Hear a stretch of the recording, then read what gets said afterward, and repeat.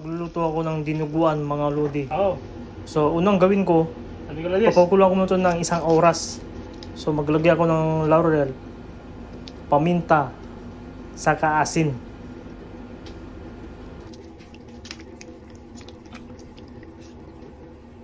Kailangan medyo malambot na siya. Pagkatapos ng pakuluan to, hiwain ko pa to ng medyo manipis. So, magigisa na po tayo. Maglagay ako ng cooking oil. Ayan, igigisa na natin yung intestine ng baboy.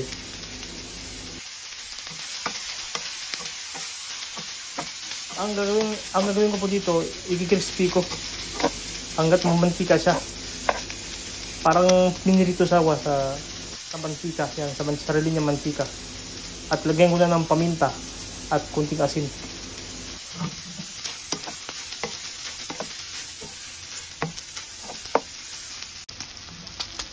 Ayan, nagbaron na siya at medyo crispy na.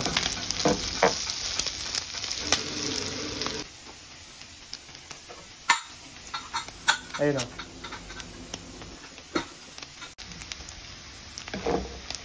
Angunin muna natin at tayo magkigisa.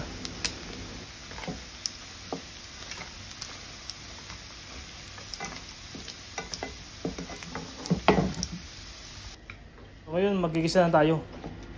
Ilagay ko na yung sibuyas, bawang at green chili.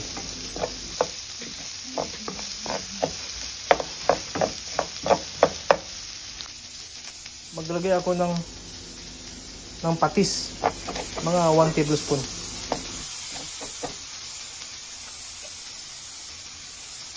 At kunting paminta.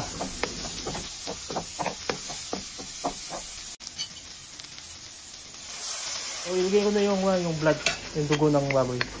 Kailangan haluin to para hindi masyadong bumubuo-buo.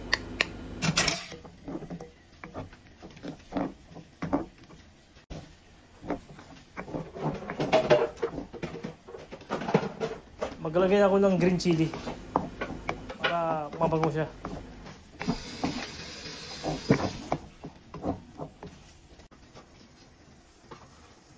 Maglagay ako ng suka, mga 2 tablespoon.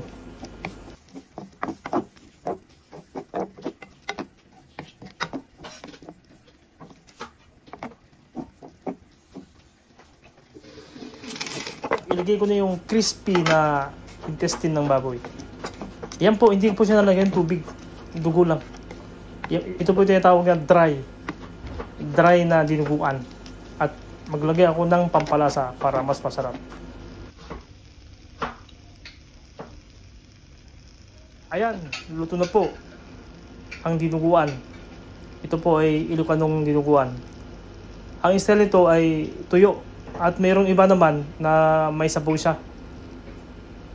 Maraming salamat po sa panonood sa aking channel, Nels K TV. Sana patuloy akong suportahan. Maraming salamat po. God bless all. Bye-bye.